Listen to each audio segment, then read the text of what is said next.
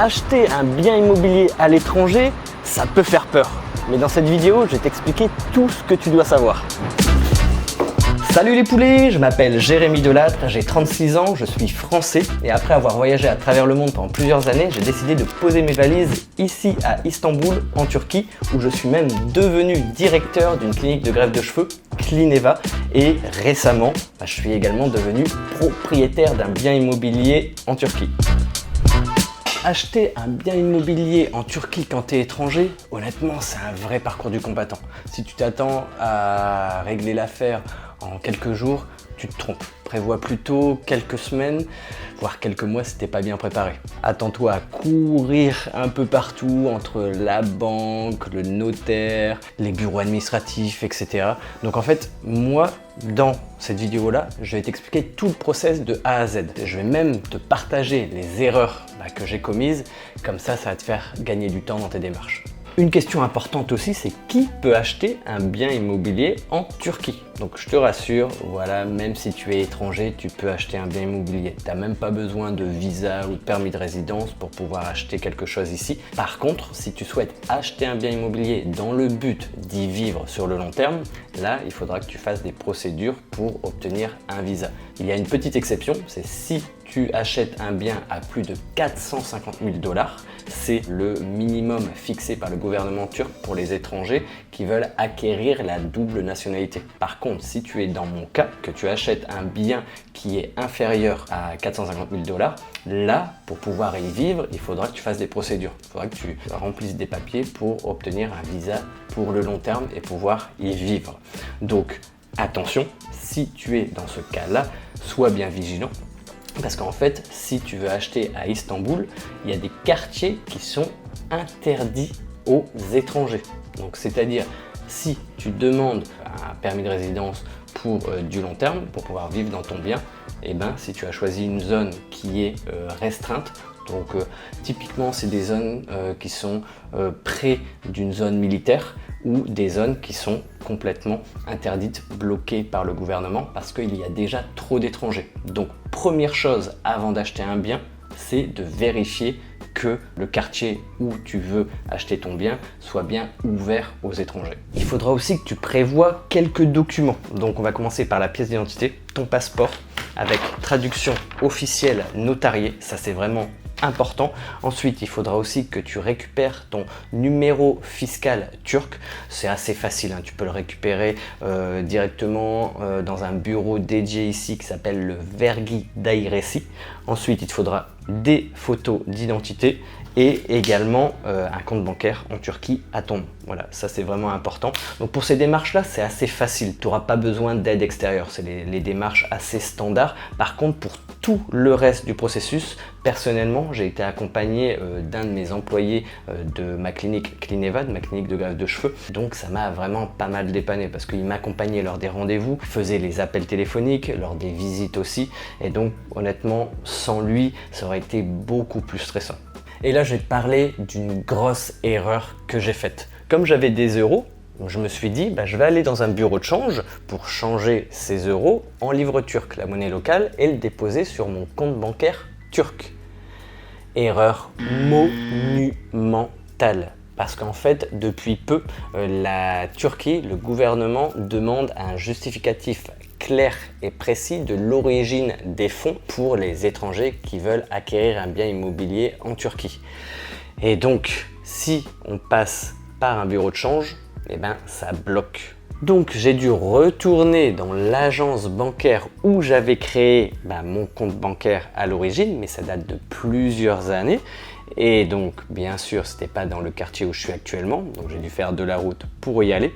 J'ai dû donc changer mes euros directement à la banque pour obtenir le fameux justificatif, le document officiel pour pouvoir valider la transaction. Attention, vous devez changer le montant exact du bien immobilier, en fait du prix fixé avec le vendeur et le notaire. Voilà, il faut vraiment que le change soit exact, faites attention. Et une fois que vous avez obtenu le document officiel de la banque, vous devez le transmettre au notaire pour prouver en fait que votre argent est bien propre. Mais ce n'est pas tout. Bah oui, ce serait trop facile parce qu'en fait, la première fois que j'y suis allé à 16h10. Et je savais pas en fait, mais c'est que pour ce genre de transaction, pour changer une aussi grosse somme d'argent et obtenir le fameux document officiel, tout se fait avant 16h. Donc résultat, j'ai dû retourner chez moi, j'ai dû y retourner le lendemain, perte de temps, gros stress. Pour vous éviter ce genre de mésaventures, changez votre argent en banque, toujours, et avant 16h. On arrive maintenant à la signature de l'acte de vente. Donc ici, tout ce qui est signature ne se fait pas chez le notaire comme en France. Ici, ça se fait au bureau du cadastre, donc ça s'appelle le tapu mudurlu. Et donc c'est à ce moment-là que vous obtenez enfin le fameux tapu. En fait, c'est l'acte de propriété officiel.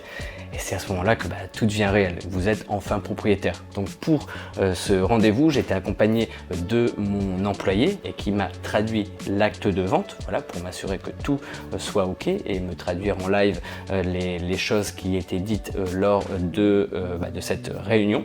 Attention, si vous n'avez aucune personne qui peut vous traduire l'acte de vente et que vous ne parlez pas turc, l'administration peut se permettre d'annuler le rendez-vous et de reprogrammer un autre rendez-vous en étant accompagné d'un traducteur assermenté. Ensuite, j'avais également mon avocate. Voilà, c'est pas obligatoire, mais j'ai préféré l'amener pour être sûr que toutes les clauses, que tout l'acte de vente soit fait dans les règles pour éviter des problèmes par la suite. Il y avait également donc, la vendeuse et l'agent immobilier. Donc c'était une vraie réunion de famille, mais je préférais être entouré de gens compétents que pas assez, tout simplement. Maintenant, on va arriver aux frais. Combien ça coûte d'acheter un bien immobilier? Il faut penser donc aux frais de notaire. L'équivalent des frais de notaire, en fait, ici s'appelle une taxe de transfert, le tapu harçe, donc qui s'élève en moyenne à 4% du prix d'achat de votre bien. Ensuite, prévoyez tout ce qui est frais liés à la traduction, donc la traduction de votre pièce d'identité, au traducteur que vous devez peut-être contacter pour tout ce qui est traduction de l'acte de vente, etc. Plus tout ce qui est frais de notaire pour notarier les traductions et officialiser tout ça. Ensuite, il y a les frais d'agence éventuels. Si vous passez par une agence immobilière, il faut compter en moyenne 2-3%, mais ça, c'est à vous de négocier. Et ensuite, les frais bancaires éventuels liés au change. Des fois, il peut y avoir des frais. En moyenne, prévoyez entre 6 à 8% de frais supplémentaires, en plus du prix de vente, bien sûr. Donc une fois que tu as tous les papiers nécessaires à l'acquisition de ton bien, je dirais qu'il te faut entre 15 jours et un mois pour devenir enfin propriétaire. Voilà, il faut faire attention au niveau des délais, notamment au niveau du rendez-vous pour le tapu. C'est un peu comme les rendez-vous chez le notaire en France, on ne sait jamais si c'est au bout de 3-4 jours ou au bout de 2 semaines, donc c'est ça qui peut être un peu long. Ensuite, si vous traduisez bien vos documents en avance, etc., normalement il ne devrait pas y avoir de délai beaucoup plus long. Ensuite, je vous rappelle que moi, toutes mes démarches ont été simplifiées grâce à la présence de mon employé qui était turc, qui connaissait déjà le process, il connaissait le pays et honnêtement, ça change tout. Et qu'est-ce que je retire de tout ça? D'accord, ça a mis du temps, plus que ce que je l'aurais imaginé à la base, je vais pas vous mentir. J'ai fait des erreurs, ça arrive à tout le monde, on apprend de ses erreurs, mais au final, je peux me vanter de dire que je suis propriétaire en Turquie. Et honnêtement, je regrette pas du tout parce que voilà, c'est un accomplissement et voilà, un accomplissement personnel et ça me fait plaisir maintenant d'être chez moi ici en Turquie. Un dernier conseil, voilà, si tu es encore là au moment de la vidéo, c'est voilà, de prendre ton temps. Essaye d'être bien accompagné, de bien connaître chaque étape avant d'acheter un bien immobilier et je pense que c'est plus important que la précipitation. Ça t'évitera bien des problèmes à l'avenir.